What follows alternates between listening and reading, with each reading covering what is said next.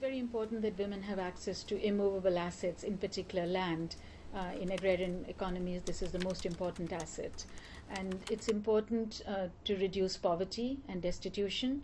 And it's important for family welfare, because when women have assets, you find that it makes a huge difference to child survival and child health outcomes, much more than if the father has assets. It is extremely important also to reduce the incidence of domestic violence. It provides protection if women own a house or land. It increases productivity, because increasingly the world's farmers are women, and so with insecure land rights, there are other obstacles to increasing productivity. By FAO estimates, agricultural growth rates could increase by 2 to 4% if women had rights in land and access to other inputs. And of course, women themselves feel hugely empowered, and so do their families. They feel more food secure,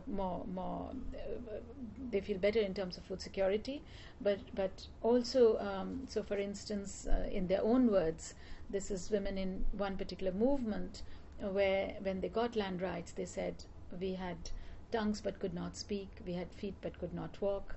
Now that we have the land, we have the strength to speak and walk. And this is really empowerment. Well, Asia and the Pacific is a very diverse region. So if you try and assess what the current situation is, then you'll find vast differences across Asia, between South Asia, let's say, and Southeast Asia. Southeast Asia, women have much more legal rights, have had them historically, than in South Asia.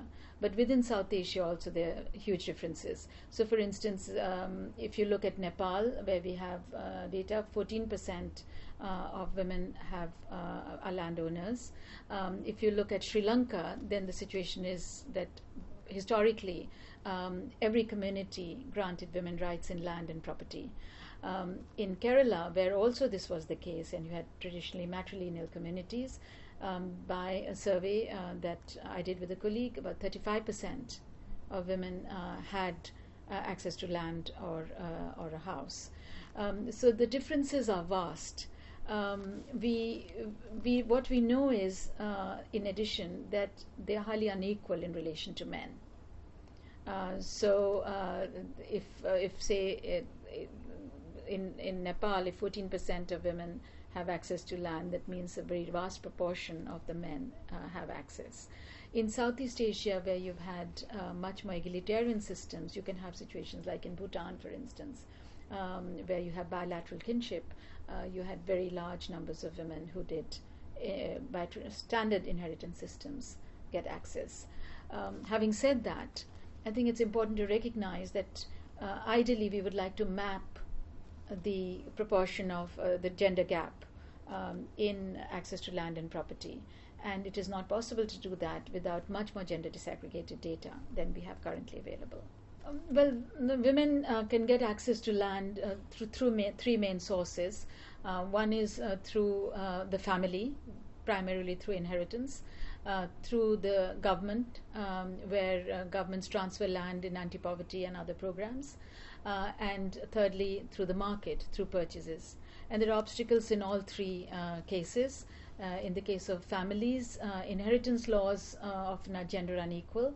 And also there is male bias, so if people leave wills, they tend to leave their property to sons. In the case of government transfers, traditionally the transfers took place, land was given to male heads of households, assuming that everybody would gain, which is not the case. And then in terms of markets, women have few financial resources and don't have an equal ability to purchase land as men might. So there are legal obstacles, there are also socioeconomic constraints, and some of these biases in families and with the state arise because there is a male bias in culture in large parts of Asia and the Pacific. In my own research, for instance, shows that domestic violence, the incidence of domestic violence is hugely less where the woman owns property, immovable property such as land and house.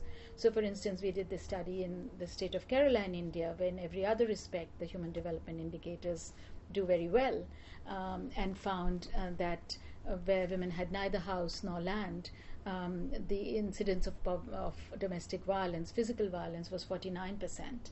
Where they had both, it was 7%. And this importance of property, immovable property, being a protection against domestic violence, held even after we controlled for every other factor that other studies had mentioned.